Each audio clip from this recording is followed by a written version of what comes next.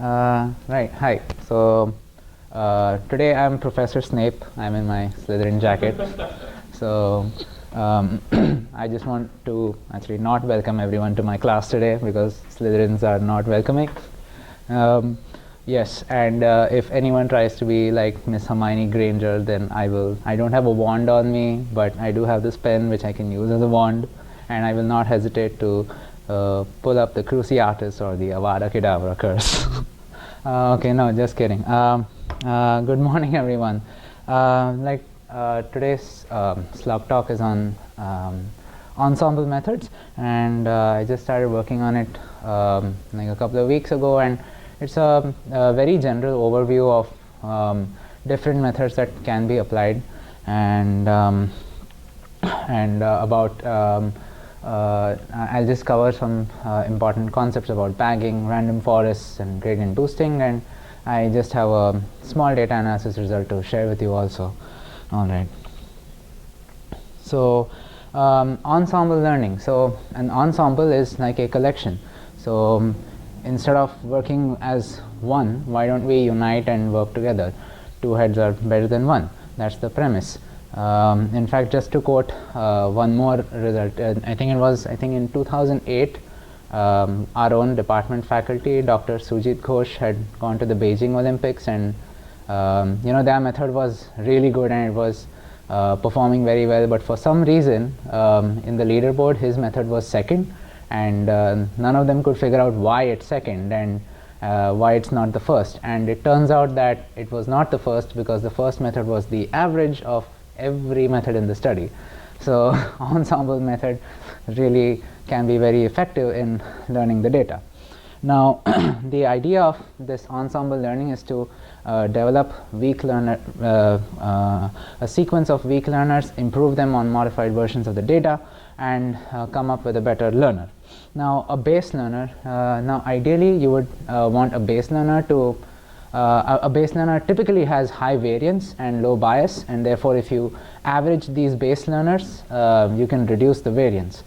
A base learner is something, it could be anything. It could be any modeling tool that you use. It could be a decision tree with t-splits. It could be a regression function. It could be a ridge regression, penalized regression, p-splines, any base learner that you can think of, and you just want to keep modifying this base learner. Now you're not going to sequentially add covariates. You're going to be updating the base learner. Some examples are bagging, boosting, random forests, Bayesian non-parametric regression. I'm not covering Bayesian non-parametric regression, but in spirit, you're averaging a lot of candidate models based on their posterior density, and that's why it's a form of an ensemble learning. So just to summarize, there are two tasks in ensemble learning. You develop a population of base learners, and then you combine them to form the final predictor. All right, let's begin with bagging. So typically, now bagging stands for bootstrap aggregating. So your data will arrive to you as a set of xi, yi. The xi correspond to your predictors, and the yi are your training are your observations, training or test. And now at each input x, we will obtain a predictor f hat. Now, okay, that's one predictor with me. So how do I now incorporate the concept of averaging? That's where your bag, the B of bagging comes in. You bootstrap. You draw bootstrapped samples, and by bootstrap samples, it's essentially sampling with replacement of the data. So you draw bootstrap samples of xi, yi.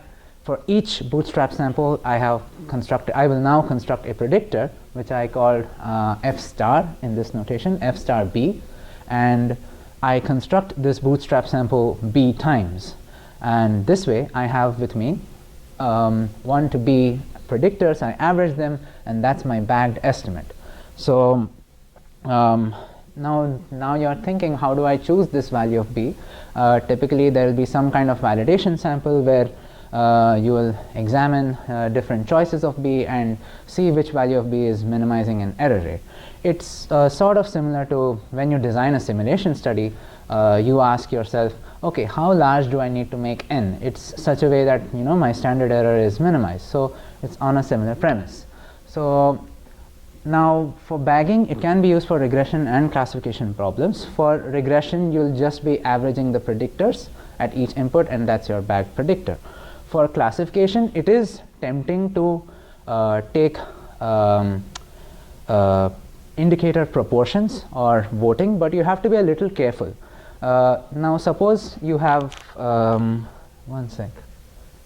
Can everyone see over here, or do you need these lights on? Okay. Okay. So suppose you have like a two-class problem, and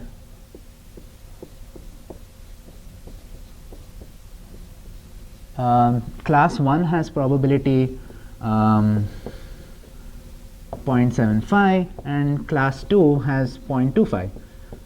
Now if you construct 3 bagging trees, and the input x has been classified correctly in all 3 times as class 1, your bagged predictor will say, oh, x will have probability 1. So that's why, it's a little misleading to go by class indicators. Typically what you want is, you want some function which estimates class probabilities, and you average these class probabilities and then make a class label.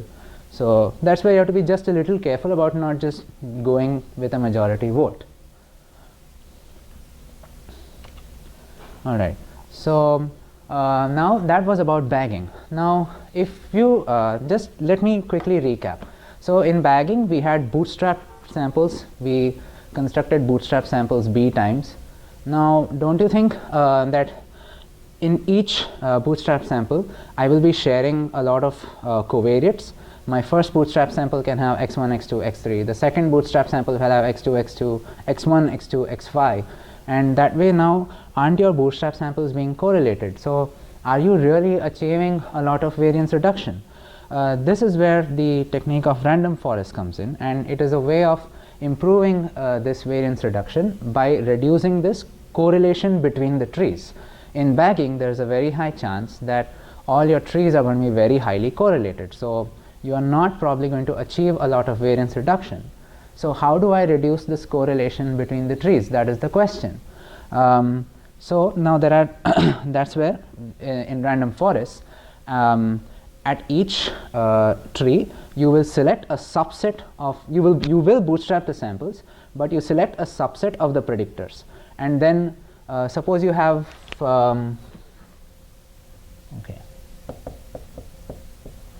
suppose you have p equals 10 predictors.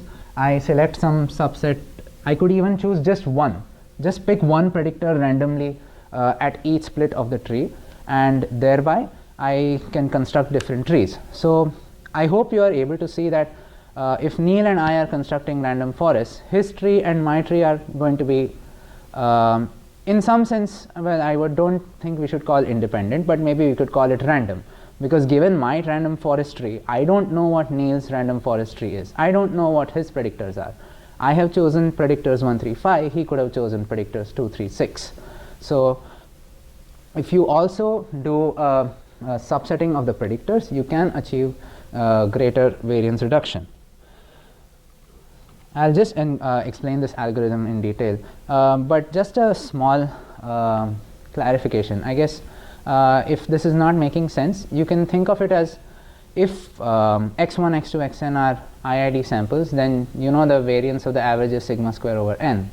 But now if they are identical but not independent, there's going to be a covariance term. So the idea of random forest is, how do I reduce the rho? That's all.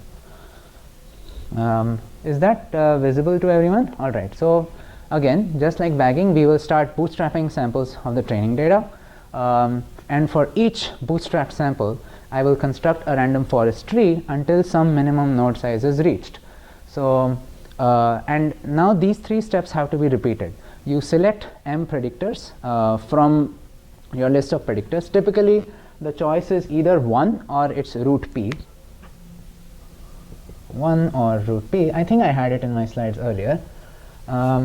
And then from these predictors you select which one is the best for creating the split in the tree, and then you split the tree into 2 more daughter nodes. Repeat this process until the minimum node size is reached. So that way you have one random forest tree. Repeat these procedures for all the b trees, and in a regression problem you'll just be averaging predictions, and for classifications it's a majority vote or averaging the probabilities. Is this clear to everyone? All right. All right. Another important concept in a random forest is, I think most of us are very familiar with how cross-validation, k-fold cross-validation works. So another important contribution of this random forest was something called the out-of-bag error rate. So typically when you bootstrap samples, I think each sample comes about 2/3 of the times. So if you have 100 bootstrap, you can expect one value to come 66 times. This out-of-bag error estimate can be treated identical to a cross-validation estimate. So for each observation Zi, I will construct the random forest tree and average only those trees in which Zi did not appear. So if suppose you have 25 trees in your random forest, and observation 1 came in the first 20 trees but not in the last 5 trees, I will average the prediction of observation 1 from the trees in which it did not appear, and that is my out-of-bag error rate. I do this for all the observations, and that is an out-of-bag error rate for my sample.